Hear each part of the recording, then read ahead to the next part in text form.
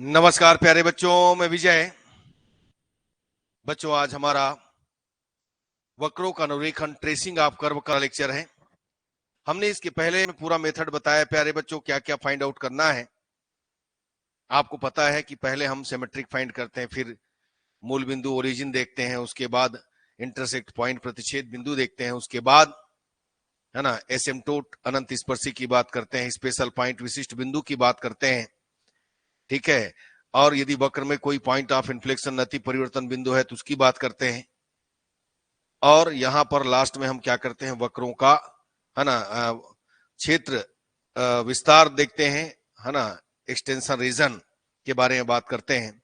और फिर लास्ट में हम ट्रेसिंग ऑफ कर्व यानी वक्रों का अनुरेखण कर लेते हैं। तो चलिए आइए शुरुआत करते हैं आज की क्लास की। देखते हैं प्यारे बच्चों आपको क्या क्या मिलता है। तो सबसे पहला क्वेश्चन मैं राइट कर लेता हूं। क्वेश्चन है वक्र, बहुत ही इंपॉर्टेंट क्वेश्चन है ये। वक्र y square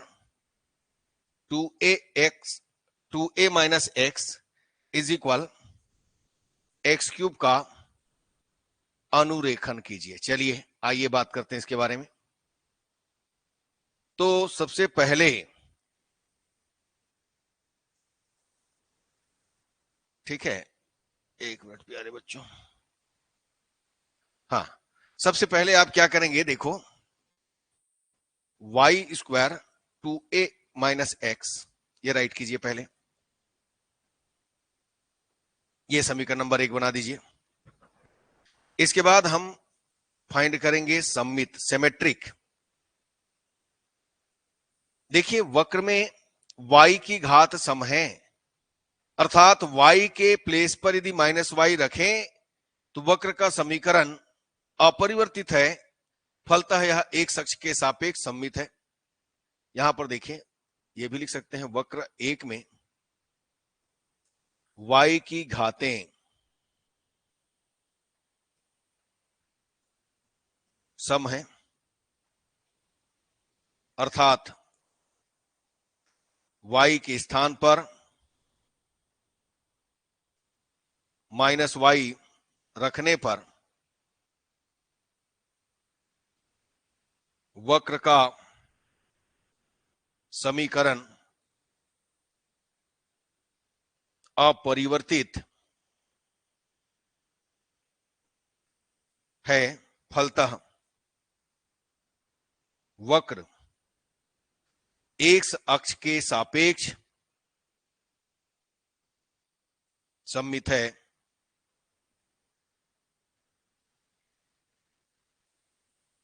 symmetrical about in x axis. बच्चों हमें पता चल चुका है कि वक्र कहां पर प्रेजेंट है। यह बता रहा है कि ये एक अक्ष में रखा है। अब आइए दूसरा पॉइंट, पहला तो हम पता लगा लिए।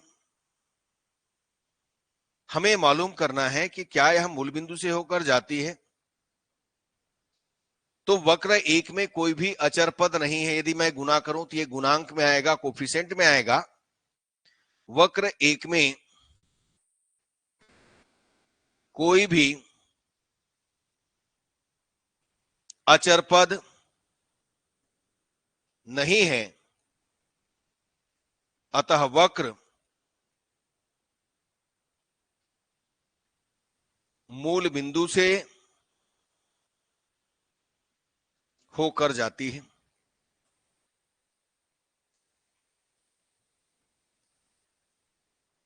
ठीक, अब मूल बिंदु से होकर जाती है तो मैंने कहा था जब भी मूल बिंदु से होकर जाएगी तो मूल बिंदु पर क्या होगा, स्पर्श रेखा।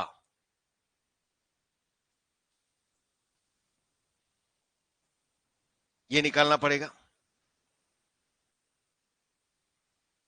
ठीक है, टेंजेंट लाइन एट ओरिजिन।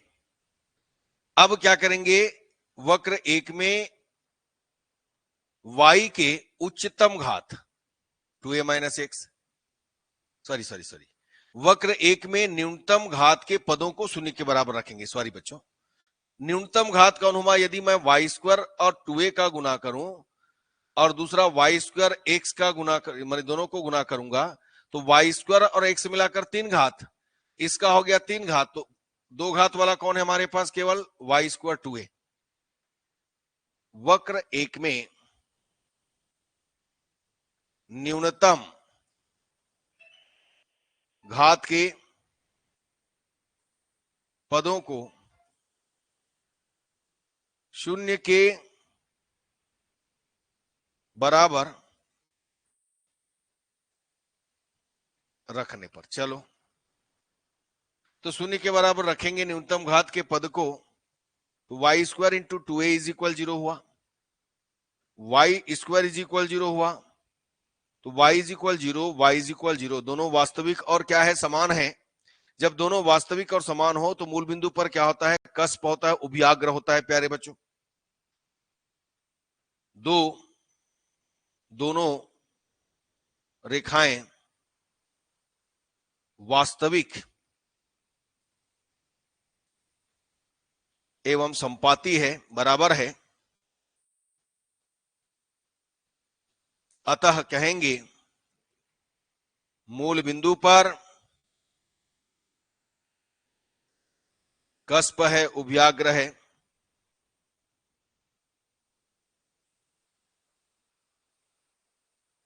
ये हो गया, पता लग गया प्यारे बच्चों। इसका नेचर मालूम चल गया, कैसा नेचर का है ये। अब हम देखेंगे तीसरा पॉइंट, ये होता है प्रतिच्छेद बिंदु। तो हम एक अक्ष में देखते हैं, y इज इक्वल 0, क्या करेंगे? समीकरण एक में रखेंगे,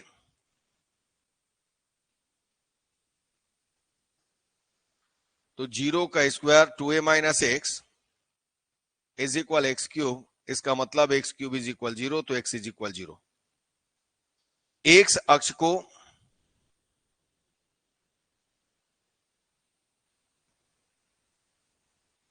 कहां पर?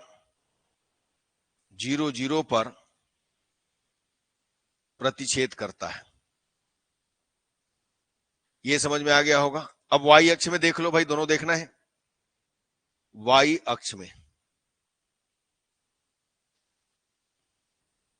x इज इक्वल 0 कहां रखेंगे?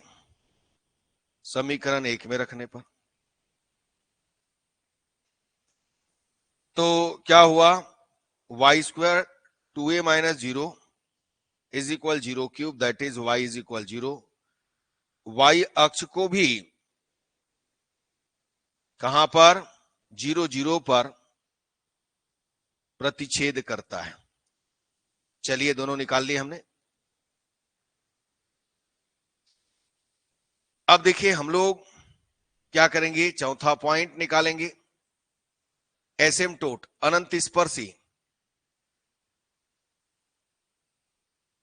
अनंत स्पर्शी के लिए क्या करते हैं, छोटा छोटा जब हमको वक्र दिया रहता है तो अक्षों के समांतर निकालना होता है प्यारे बच्चों, याद रखना।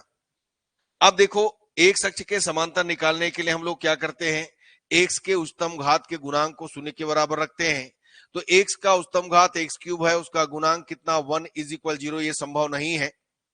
अब y अक्ष के समांतर निकालने के लिए y के उच्चतम घात के गुणांक को शून्य के बराबर रखेंगे, तो y का उच्चतम घात वाई स्क्वायर है, उसका गुणांक 2a माइनस एक्स है, तो यह अवश्य ही संभव है। हम यहां पर क्या करेंगे, y के उच्चतम घात के गुणांक को शून्य के बराबर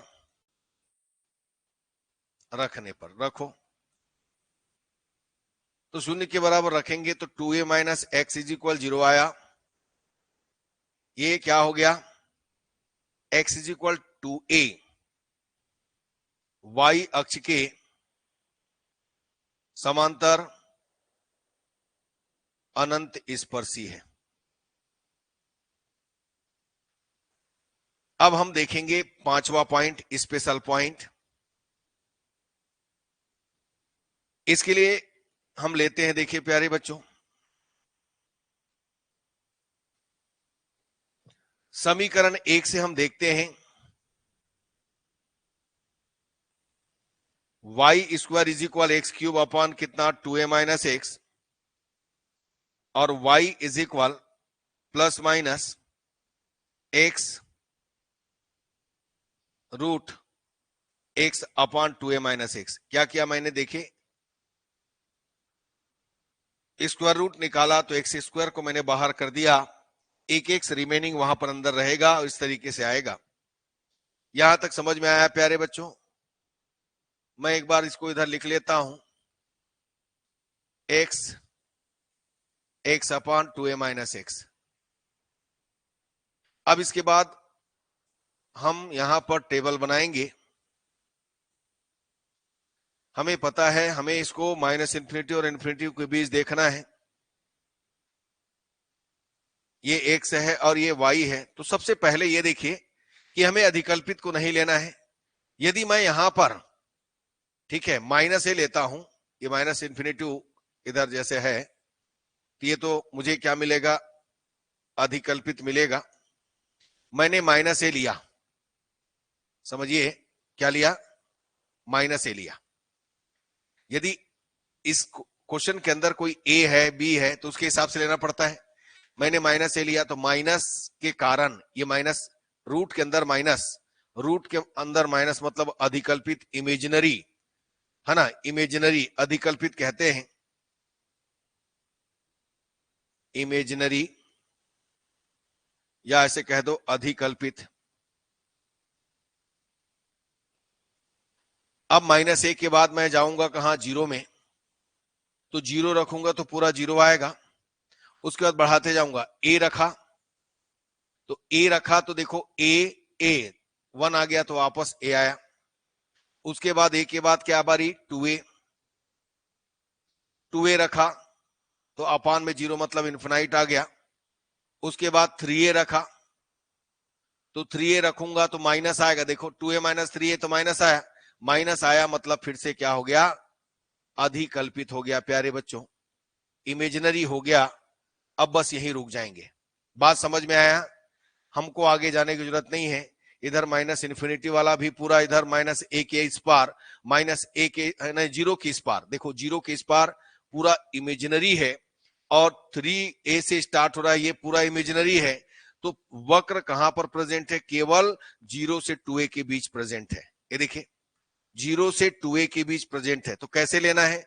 अब बोलोगे कि सर a क्यों लिए, जो यहां पर क्वेश्चन के अंदर रहेगा उसी को देखते हुए लेना है। यदि ये ए नहीं रहता, ए नहीं रहता तो मैं किस ढंग से लेता, -1 0 1 2 3 लेता। बात समझ रहे हो? तो वैसे ही हो सकता है, यानी इसके पहले मान लो माइनस ए में कुछ आता तो इसके पहले से मैं स्टार्ट करता। इसके पहले कौन है, -2a -3a -4a माइनस, ऐसा है। तो आपको यदि यहां पर बी दिया रहता तो बी में लिखते, ये सी दिया रहता तो सी में लिखते। ये समझिए बात को, ये वास्तविक है, रियल है। आपको पता है ना रियल क्या होता है, माइनस इन्फिनिटी टू इन्फिनिटी होता है। उनके बीच में जो भी एलिमेंट है, जो भी अवयव है, उसको रखने पर यदि आपको वास्तविक संख्या मिल रहा है तो वही वह जो वक्र है प्रेजेंट होगा, अदरवाइज नहीं होगा प्यारे बच्चों। अधिकल्पित में नहीं होगा, याद रखिए, इमेजिनरी में नहीं होगा, क्योंकि रूट के अंदर माइनस जहां भी आया, अंडर रूट के अंदर माइनस आया तो वह अधिकल्पित होता है। बात समझ में आया? आइए अब आगे बढ़ते हैं। यह हमारा पांचवा पॉइंट था। छठवां पॉइंट, नति परिवर्तन बिंदु की बात करते हैं।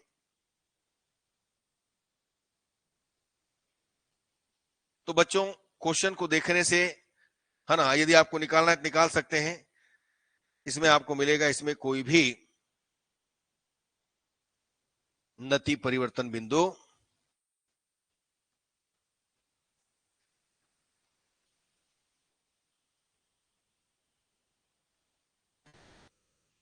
नहीं है। अब क्षेत्र रीजन, क्षेत्र विस्तार,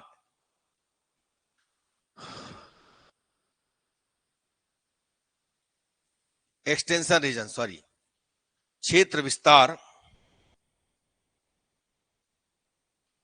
या वक्र विस्तार भी कह देते हैं, एक्सटेंशन रीजन। इसी को देख करके देखो, हमें एक बार इसको लिखना है समीकरण 1 से। हमने पाया y is equal x root x upon 2a minus x. स्पष्ट है अब क्या देखोगे भाई कि ये देखो, जीरो से छोटा, ये देखिए, जीरो से छोटा और 2a से बड़ा, मतलब कैसे लिखेंगे, एक्स इज लेस देन कितना, जीरो, जीरो को नहीं ले रहा हूं मैं, और x is greater than 2a, या यहीं से लिख सकते हो, है ना। देखो मैंने क्या किया, स्पष्ट है कि x is less than zero, इस जीरो से छोटा, और x is greater than 2a, 2a से बड़ा में y का मान अधिकल्पित है। अतः वक्र x is less than zero और x is greater than 2a में उपस्थित नहीं है।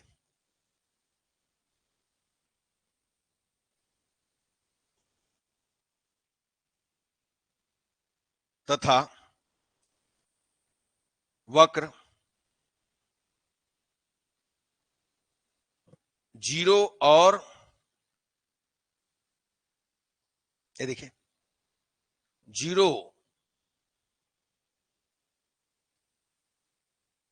ये देखिए, less than equal than 2a, zero से लेकर 2a के बीच, जीरो से लेकर 2a के बीच y का मान वास्तविक है। अतः वक्र zero is less than equal than x is less than equal than 2a में स्थित है। तो ये इस ढंग से लिखना है। कैसे लिखना है, समझ में आया?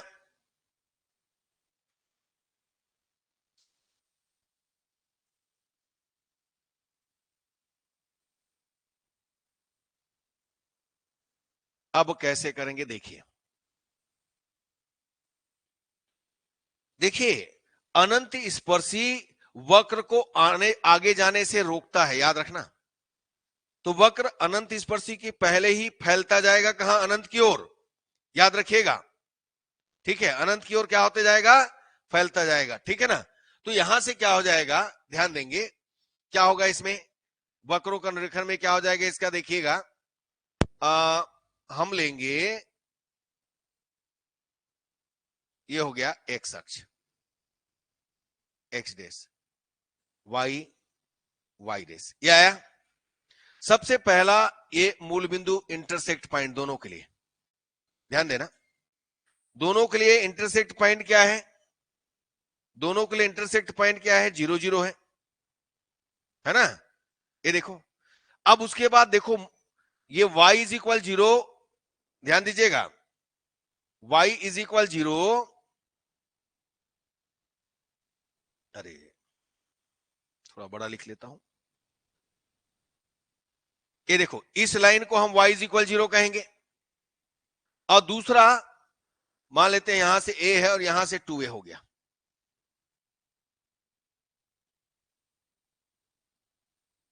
ये देखिए x is equal to a, अनंत स्पर्शी हो गया। उसके बाद मैंने आपको बताया था कस्प कैसे बनते हैं,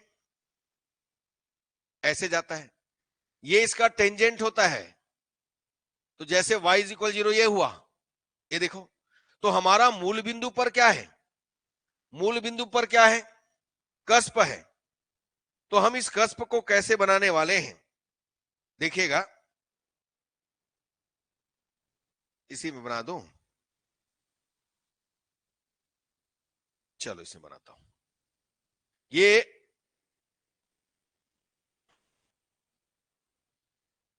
देखिएगा ऐसे जाएगा, इसका ऐसे जाएगा, मिलेगा नहीं, ये कहां जाएगा, अनंत की ओर जाएगा, बिल्कुल ध्यान रखिएगा। अभी मैंने कहा, आपको बताया, क्या बताया भाई, कि ये जो वक्र है ये फैलता जाएगा, अनंत की ओर जाएगा। इधर कौन माइनस इन्फिनाइट, इधर कौन प्लस इन्फिनाइट, y के अंदर। तो y के अंदर आपको इन्फिनाइट मिला है कि नहीं मिला है? y के अंदर आपको इन्फिनाइट मिला है कि नहीं मिला है? देखो, है ना, ये इन्फिनाइट है तो इन्फिनाइट की ओर जाएगा, तो ये इस ढंग से काम करेगा। पॉजिटिव में मिला है ना इन्फिनाइट, नेगेटिव में तो नहीं मिला है। तो इस ढंग से, है ना, यहां से हम क्या करेंगे, ये इस ढंग से बनाएंगे। तो ये हो गया वक्रों का अनुरेखण, और कुछ करने की जरूरत नहीं। क्या किए समझ में आया? पहले मैंने क्या किया, यहां पर इंटरसेक्ट पॉइंट, प्रतिच्छेद बिंदु, ये 0 0। उसके बाद मैंने अनंत स्पर्शी को भी खींच डाला। मैंने लिया, अंदाज से ले लिया, यहां से a तो यहां से 2a, x is equal to A अनंत स्पर्शी हो गया। अनंत स्पर्शी कौन है? एक रेखा ही है ना, ये आ गया। उसके बाद आपको मैंने बताया था कि कस्प कैसे बनते हैं, इसका ग्राफ ऐसा होता है। तो मूल बिंदु पर कस्प बनाना है, उसमें भी ये जो टेंजेंट है, कोइंसाइड है, 2 है इसमें, लेकिन हम इसको एक ही बनाएंगे। क्यों? क्योंकि एक दूसरे के क्या है, संपाती है, एक के ऊपर एक है। तो y इज इक्वल 0 ये आया भाई, इधर तो x इज इक्वल 0 आता है, ये y इज इक्वल 0 आया। तो मूल बिंदु पर ग्राफ आपका इसी तरीके से जाएगा, और ये जो x इज इक्वल टू ए है, इस ग्राफ को, इस वक्र को आगे जाने से ब्रेक लगाएगा, और इसी के अंदर ये फैलता जाएगा। आया समझ में गुलशन जी? तो ये हो गया वक्रों का अनुरेखण, बस इसी ढंग से करना है।